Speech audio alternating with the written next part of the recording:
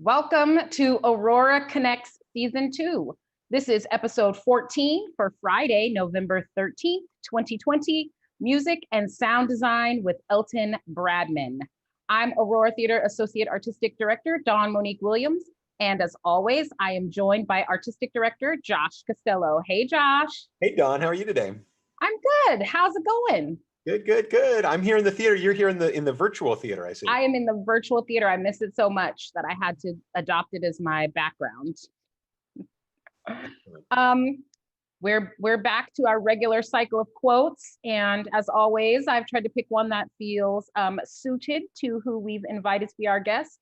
So our quote today is from Shakespeare's Twelfth Night, and it is, "If music be the food of love, play on." That is a passage that I have tattooed on my forearm. Yeah, check that out. So I just want to remind our viewers at home that we love it when you chat along with us in the Facebook comments, YouTube comments. We love to incorporate those questions for our guests as you send them in, so do send them our way. Remember to hit like and subscribe to our YouTube channel so that you will get notifications every time we go live or post new material to our channel. And of course, Aurora Connects is available in an audio podcast format wherever you get your podcasts. And our membership program is going strong right now this year. We've moved away from subscriptions. We have memberships available now. You can get a single membership or a dual membership on our website at auroratheater.org. That'll get you access to our audio drama, The Flats, which we'll be talking about a little bit more with our sound designer, Elton, in this episode, but also all sorts of other programming. Dawn's A Year with August reading group, working through the works of August Wilson, center stage salons with artists, and all sorts of stuff, partner programs. This weekend, in fact, our members will get to attend a special staged reading of a play called Father-Daughter by Kate Kerrigan, which we had announced that we were going to do the world premiere of in our season this year before the pandemic shut us down. So, but we can get a special preview of Father-Daughter. We will be doing that play eventually. And we've got a great cast of actors together. They're rehearsing with our director, Graham Smith, and our members get exclusive access to that reading. So please go to our website at auroratheater.org and check out our membership program. We also have monthly memberships available. And while you're there, you can go to the donate page. There's a donate button on the top right at our website, auroratheater.org, and you can contribute to our fall fundraising campaign. We're trying to raise $100,000 to help us make it through this crisis. We're well on our way. People have been stepping up and been very generous with us, but we need more if we're going to make it through, and we really appreciate all the support that we get from our audiences. Thank you all so much. Today, our awesome guest is a legendary musician, composer, Elton Bradman, who just composed and designed The Flats, the 3-episode audio drama that we just released that you have access to with your membership. So we're so thrilled to welcome Elton to our show today. Hey, Elton, how's it going? Hello. How you doing? Good. We're so glad that you could be with us. Of course. Great to be here. So Elton, in addition to working on The Flats, you've been a sound designer for lots of theaters all around town. Cal Shakes, ACT, down in LA at the Geffen Playhouse, Shotgun Players, Marin Theater Company. You've worked at Rolling Stone and Vibe. You've written extensively for various music magazines. You're a Grammy-nominated bass guitarist. You've performed all over the world. And you are a self-described sucker for low frequencies, which I love.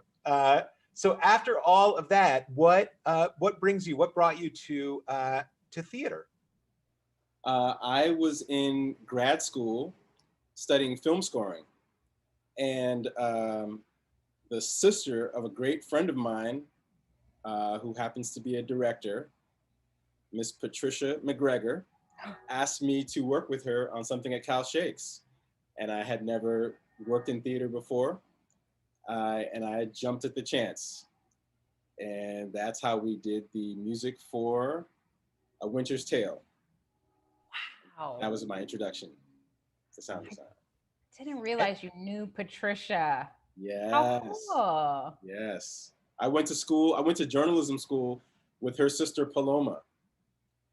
And so years later, Patricia asked me to work with her, and it has been great.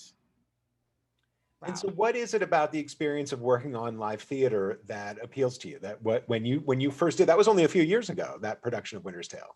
2013. Yeah, I remember that production.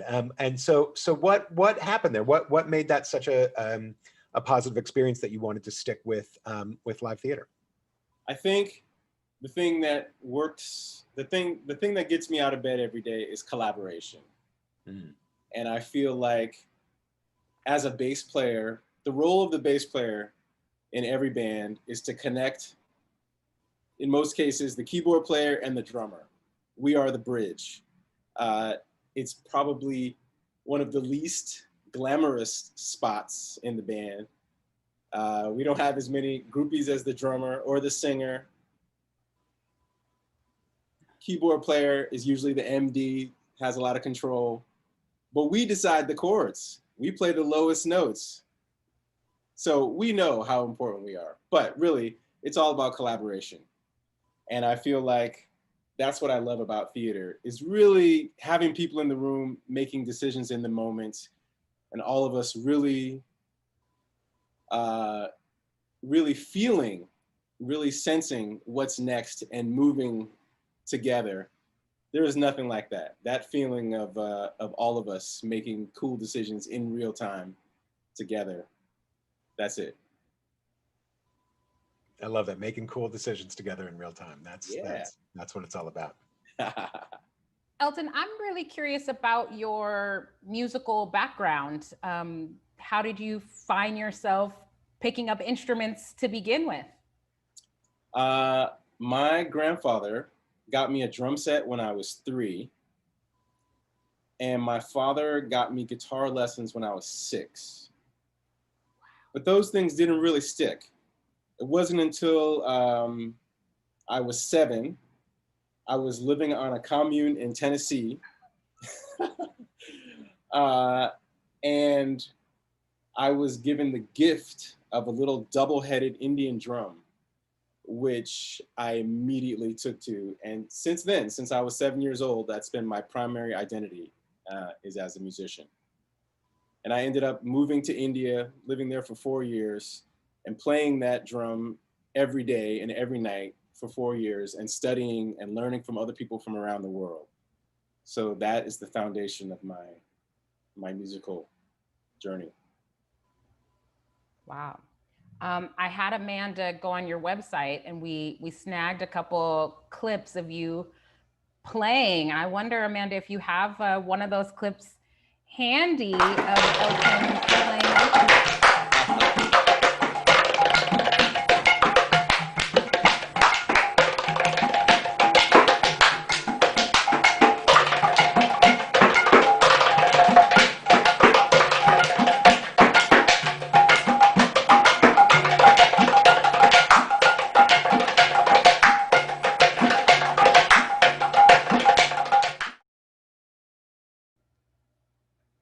So cool, so cool. You were first introduced to me as a drummer when I was preparing for Tijan and his brothers with the conservatory students at ACT.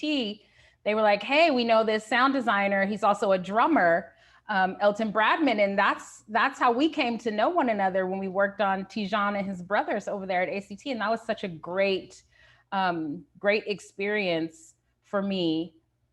One, I love the play, and it's, set in the Afro-Caribbean, and you brought such a rich knowledge of that music to the process. And it was written as a musical, which I guess the folks over there didn't realize initially.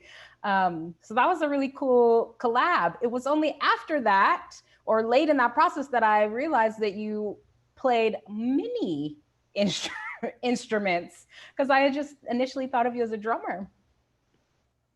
I see. Yeah, that was it. That Tijan experience was very unique in that the play came with music. It came with sheet music. So a big part of my job was to bring to life all the things the original composer had done. So that was me sitting there playing piano, looking at the sheet music and putting all that stuff in modern software and putting modern touches on it.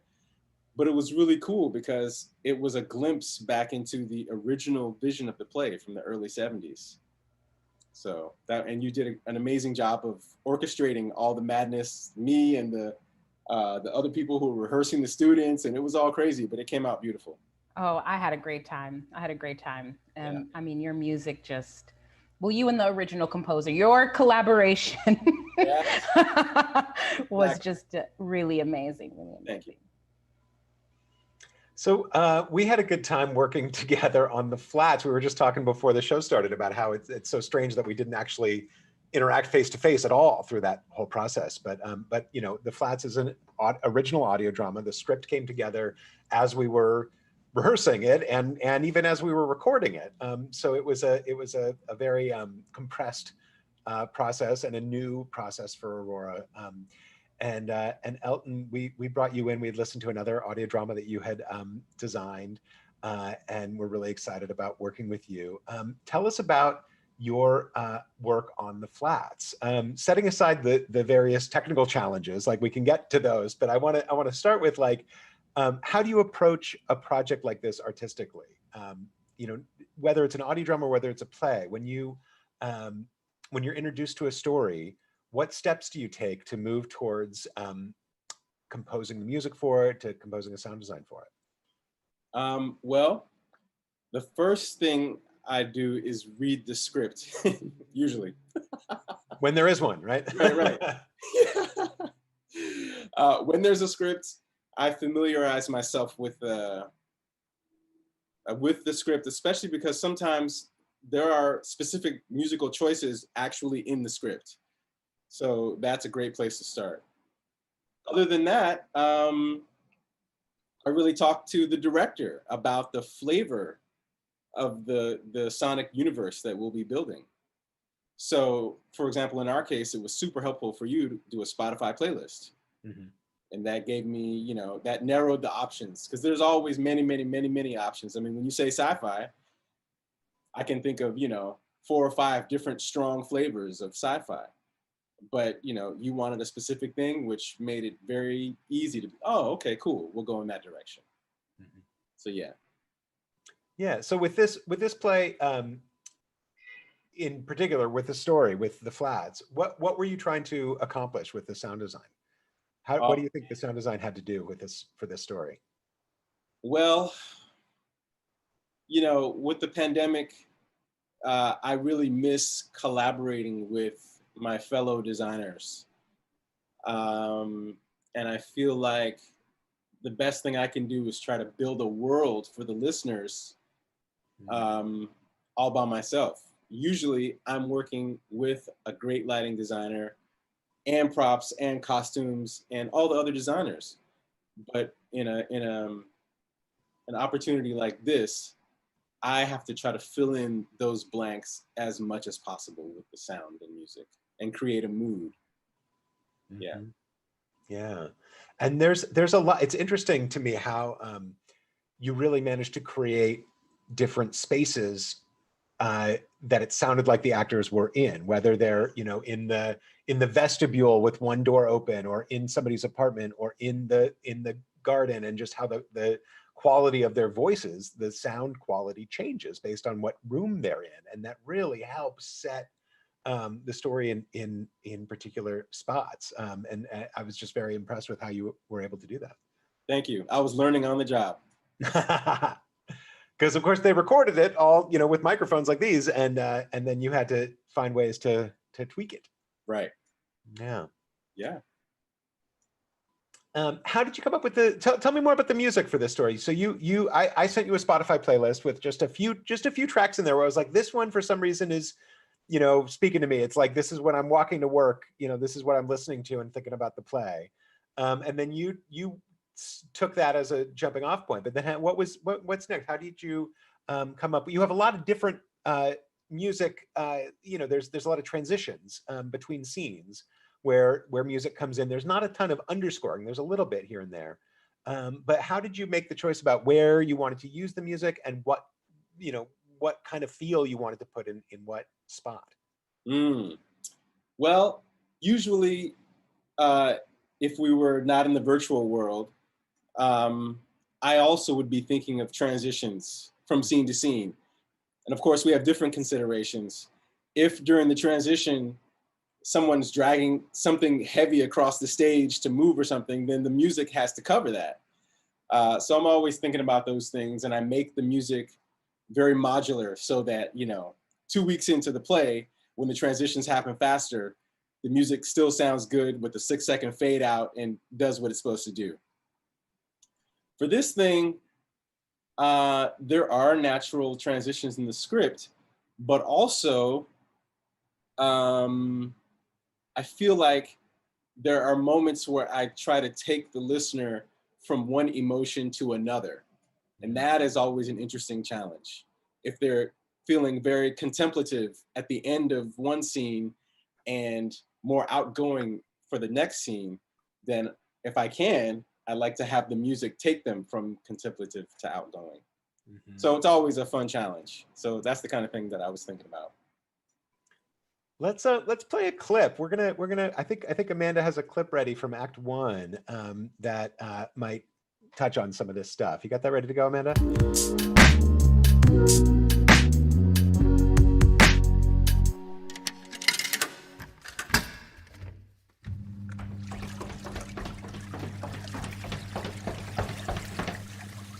Why?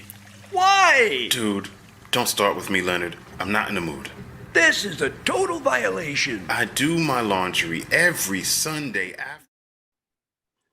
So just a short little one, because it had some of that music going into a new scene, and then you did so much to set the world that we're in there. Can you talk a little bit about that piece? Oh man, that was so much fun. So we have a character who's coming down the stairs, going into kind of like a basement laundromat. So the sound has to change from going down the stairs. The sound changes once they're in the laundromat. And then there's washers and dryers. And you had strong thoughts about when the different buzzers should go off. I loved it. I loved all that.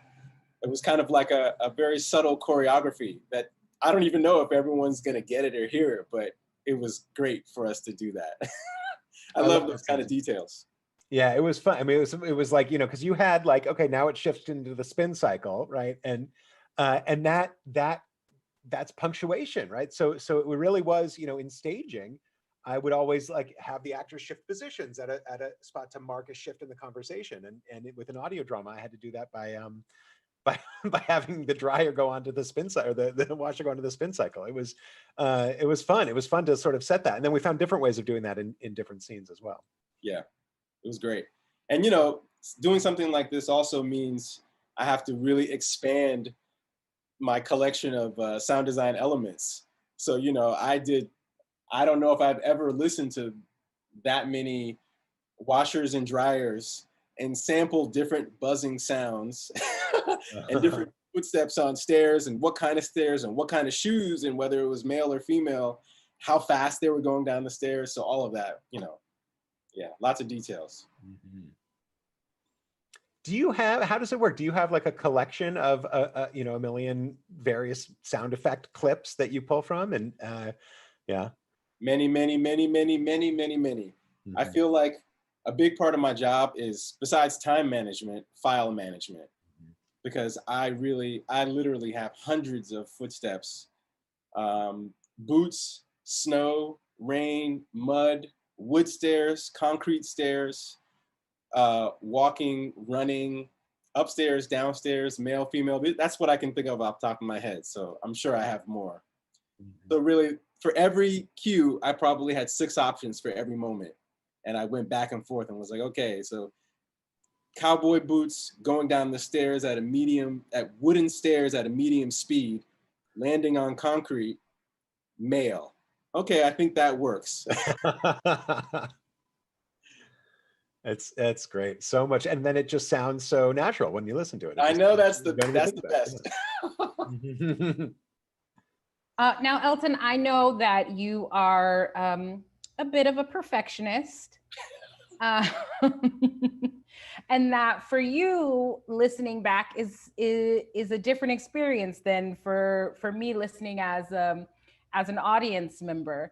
So how do you how do you like evaluate your own work or set a standard for your own like how do you come up with your own measures of success as a sound designer? My measure of success is if the director is happy. Because me being happy? No. What we need is if the director's happy and we made it on deadline, great. That's it. Because otherwise, I still haven't heard these 3 episodes. Like I would love to sit down and hear these 3 back to back. And I'm sure there will be things that I want to change. But the fact that we had a deadline, the fact that Josh was like, okay, I like it, great. Then we can keep on. I have a sort of, it's just tangentially related, but I'll call it a follow-up question in terms of when you approach a project, do you ever sort of have your own agenda? Agenda might feel like a loaded word, but is there like your sort of style or stamp or mark, or like if we listen to the flats, are there like Easter eggs in there that are like, oh, that's an Elton thing, and only somebody who really knows your vibe would be able to pick it up? Great question. There are moments, I think that, so we're talking about, all the different musical things that I do. One of my current adventures is to put a little more of myself into my sound design projects. So for example, I don't usually play bass on my sound design projects. But this time I thought, yeah, this is the kind of project where those transitions could use a little Elton bass. So yes, you're hearing that all throughout. Awesome. Yeah. Josh, I know you selected a few other clips. Should we have another? Yeah, let's do another clip. Of Michael Asbury's in the chat saying we can always use some Elton bass. Hey, you okay? How was your call? With your lady? Not talking about it, not even a little. What I will talk about, though, is another hit. Same here, my friend. Not even a little?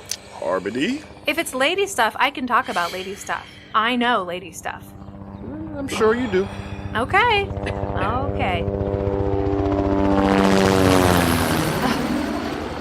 I'm so effing tired of those helicopters. Why? You aren't? We all are. Exactly. But I'm just wondering why you are. Because.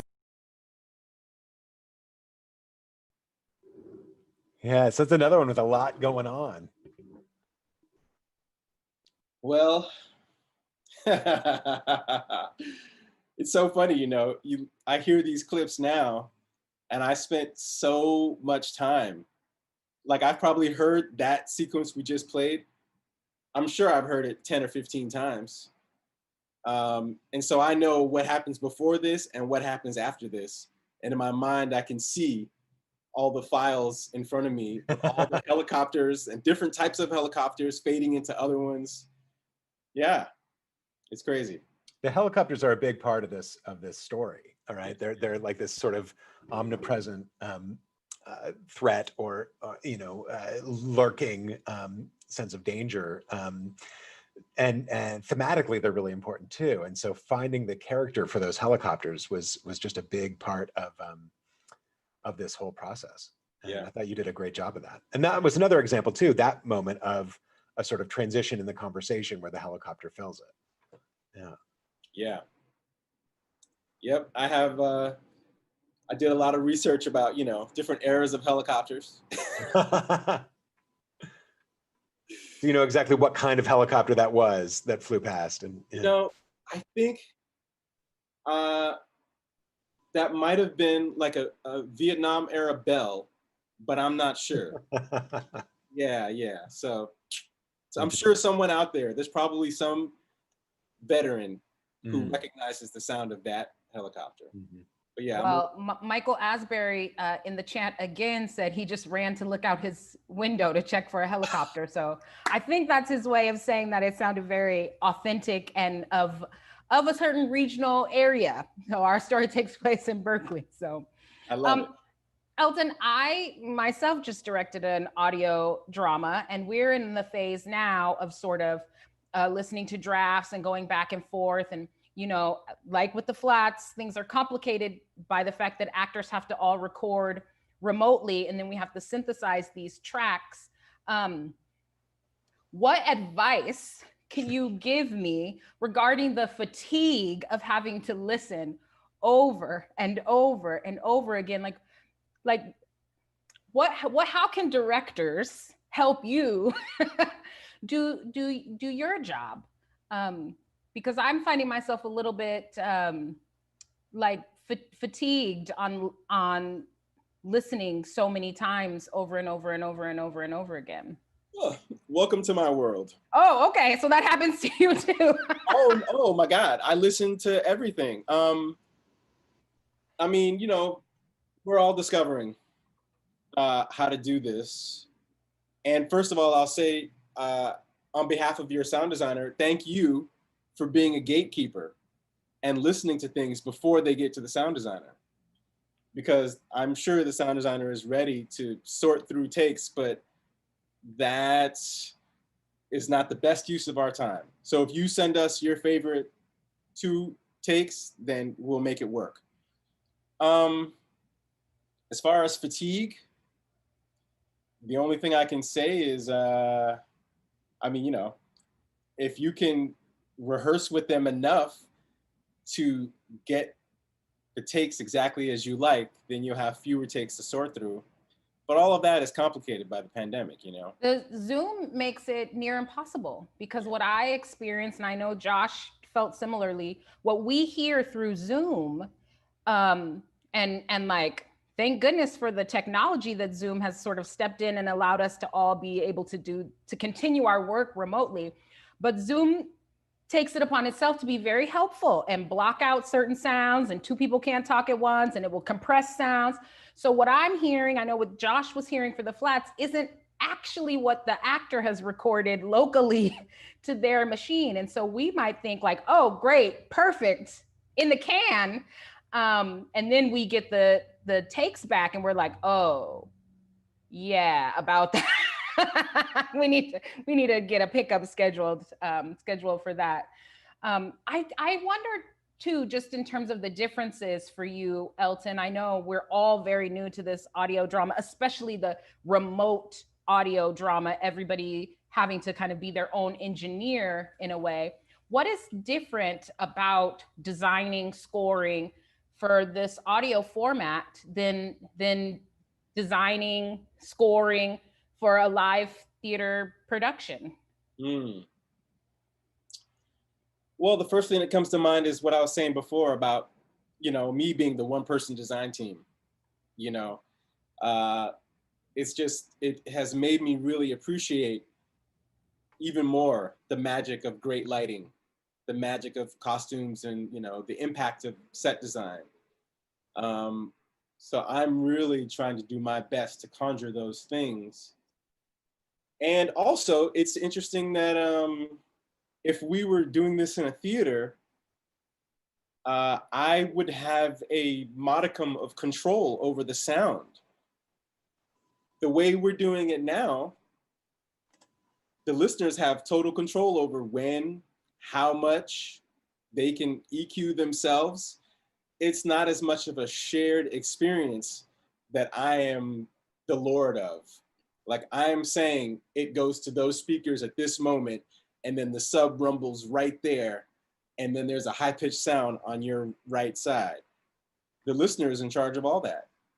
So in some ways, I have to be ready for everything to be under a microscope. And I have to just release it. And I don't know if they're listening through their computer speakers, which I hope not, because they're losing so much of my design. Or if they're listening through their studio, in which case I hope it sounds as awesome as it does in my studio. I wonder, I know we have a couple more clips from the flats, but I wonder, Amanda, if you would just sneak in our little Tijon clip just for a moment.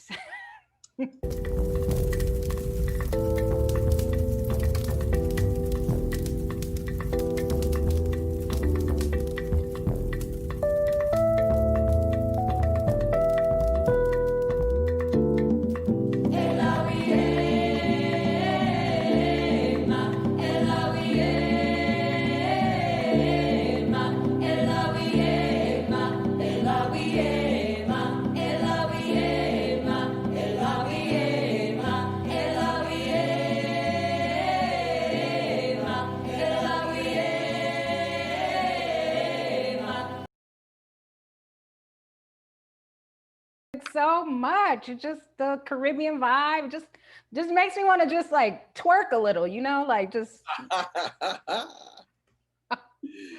Oh, you're so talented. Thank you. That was the original music that I just dressed up in modern flavor, and how wonderful it is. I felt like an archaeologist putting meat on the bones that I had just dug up. It was really something special to have that kind of insight into the original vision and then just put it in modern flavor. It was really, really a great experience. Yeah.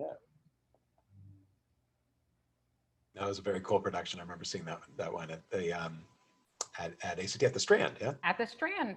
Yes. Yeah. Elton, what are some of your, or who are some of your musical influences? Oh my goodness.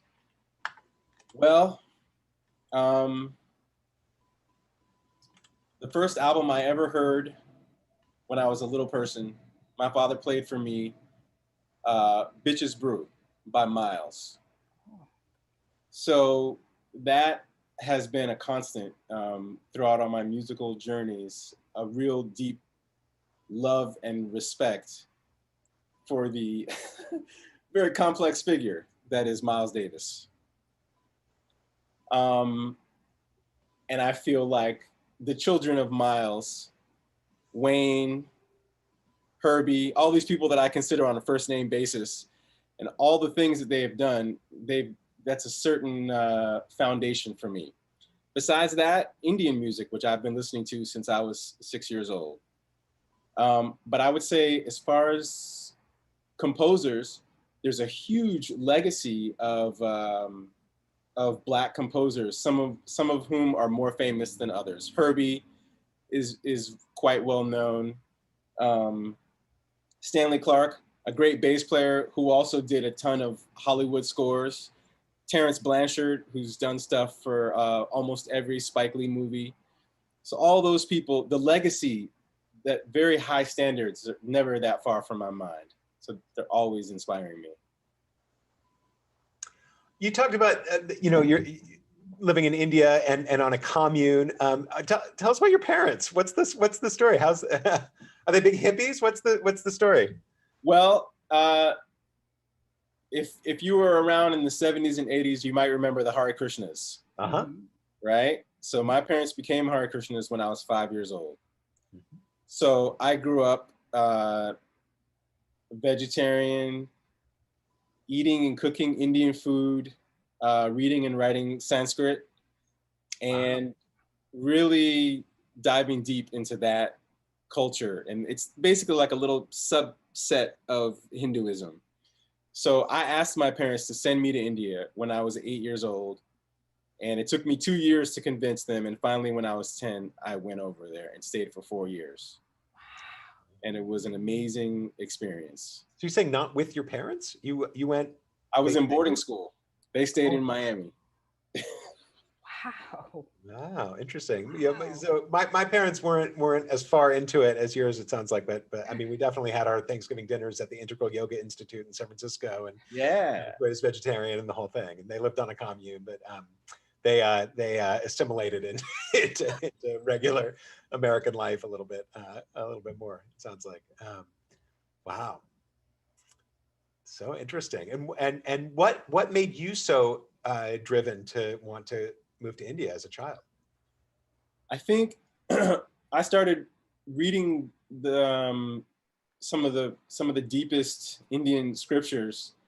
I started reading them when I was around 7, and I saw a little film about a village in India when I was 8. And I saw this film and I thought, I really would love to go there. And also, wearing my traditional Indian clothing and face markings and everything, walking around in the street, and I could see that people were just totally tripped out. And even as a little person, I thought, if I really want to understand this path, I need to go where it is native. I really want to experience it in a town where everyone thinks like this. So when I moved to this little village called Vrindavan, it's a 5,000-year-old village, about 40 minutes from the Taj Mahal, and it's known as the birthplace of Krishna.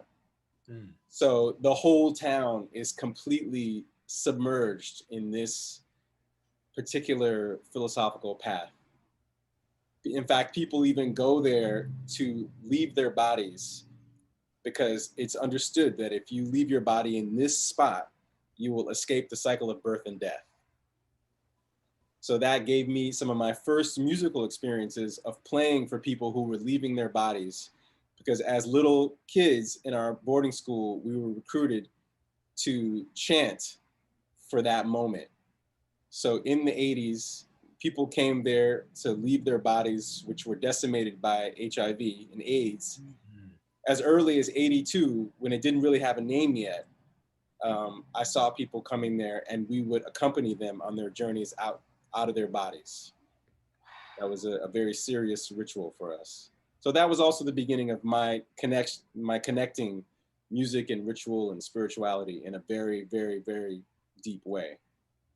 What an amazing, amazing opportunity for a young person to get that sort of international travel, but to be so immersed in the culture and have it linked to your education. That's tremendous. Thank you. Tremendous. Yeah. I think we have another clip from the flats. Yeah. To check out. Lemonade is almost done. Excellent! From fresh goddamn lemons. Yeah, there are too many citric carcasses to miss this fact. It's cathartic, like squeezing a pliant little face. I don't know who you're mad at, but I pity them. Me. I'm mad at me. I'm a racist bitch, which means I probably have racist kids, and I definitely have a racist husband, and I hate myself, and I want to change everything and everyone in the world to be better than me. Ah! Have you seen Brooke? No, you haven't? No. Now, Josh, I wonder the face you're making. I don't think that was the final draft. Oh, it appears that Amanda just said that wasn't the final draft. No, I typed that. Oh, okay. Yeah. That's the draft before we moved the motorcycle sound, I think. I love, Josh, that you did not fatigue on listening to this because you know so precisely where that sound wants to live. But Josh, you picked these clips because Elton was interested to know like what clips you would pick. So I wonder, Josh, why that clip, even though we didn't listen to it in its final form, and then we can talk about what that director designer back and forth was, that it was that at a point and became something else. I love the sound of her squeezing the lemons. I think it's so funny. I think it's just so funny. And her performance is lovely there too. I mean, Lauren English is just a wonderful actor, and she's so funny, and she's so she's so truthful and committed in everything she does, which means when she does something a little bit silly, it's so funny because she does it with such commitment. And then it's a moment for me where I really see what's happening, the sound, the total sound, the actors, but also Elton's work. and the writing, frankly, as well, combine to create a picture that I just can see the look on her face as she's squeezing that lemon, and the juice dripping out into the bowl and all of that. I just love that. And then the motorcycle thing was just, we're talking about what we were talking about before with the laundry, with the spin cycle. It was just punctuating a shift in her thought, a shift in her conversation. And I think it moved around a couple of times, but I think it arrived slightly later in that clip, in the final version. That's right. And I remember that you wanted the sound of a lemon falling on the ground. And that's the kind of thing where as a sound designer, I think, first of all, will people get it? Right. The sound of you know what I mean? Will people get it? Can we have it at the right level? And does it move the story along? Yeah. And just because everything was so compressed, I think that's not super important for me to focus on, because right after that, Brooke's gonna come out of the house, and that to me is like a whole, like, which door, how many steps, that was a whole shebang right there. I mean, each one of these episodes, for the sound designers and musicians out there, each one of these episodes is about 220, 250 tracks. It's a lot of levels. There's a ton of levels, because I have multiples of everything. So, there's 8 or 9 or 10 or 15 different helicopters and shoes and surfaces. And, when they're speaking outside, how do I get the sense that they're outside? Is there a kind of reverb? Are they under a kind of overhang? Like, what's happening? So yeah, it's crazy obsessive, but I'm glad that it sounds natural. Yeah. I want to ask just a sort of a couple weeks ago, we had a magician on, and we weren't allowed to ask about like the inner workings of a trick. And I understand that as magician code. So if there's like sound designer code and you can't answer this question, I respect that. But little known secret, I've done a little bit of sound design of my own. And I know that sometimes you have to pick a sound that isn't the thing to make it the thing. And so I wonder if in the flats in particular, but if there's not an example from the flats, is there a time where you had to, hijack some completely different sound to like be a hawk or be a thing, and like, what are some of the weird examples of having to do that? Let's see. I don't think anything is coming to mind, any kind of really crazy morphing at this moment. I do remember one hilarious moment where Josh was saying, we need some footsteps right here. And also, why is there someone hammering in the background? That's totally wrong. And what actually happened was I had footsteps, but it was like heels. And it wasn't up enough, and it sounded like someone hammering. Like, where are the footsteps? Why is there someone hammering? See, so we know there is a certain footstep that will sound like a hammer. That's what if you're looking for that hammer effect. That's right. There were some times we did have to do some, there were moments where like we really needed a reaction to something visual that was happening from the characters, and we hadn't recorded like a gasp or something. Like we were like, oh, now that thing happens, and then we record the next thing, and we just sort of skipped it over in recording. We were like, the characters need to react to that, so we had to go through and find other places where they like took a breath, even like in the like before we started reading the scene, after they started recording, like it's just a time when they take a deep breath to like insert it as if it was a gasp in a different scene. Yeah, I think, I made a little list for myself. Like if the next time that I do a radio play or an audio drama, I feel like one of the things I would ask the director to record a whole bunch of reactions just so I can have them. Because the thing is that if Brooke had to sneeze and I had to put in like an artificial sneeze, it just would have sounded so horrible. So to have a little catalog of like Brooke grunts, Brooke sneezes, all those kind of things, and exhale, even the exhales, like for example, when they sit down, yeah, there's a moment of like, But if you have like a random, you know, from the BBC sound library, some British dude doing it, it's gonna sound weird.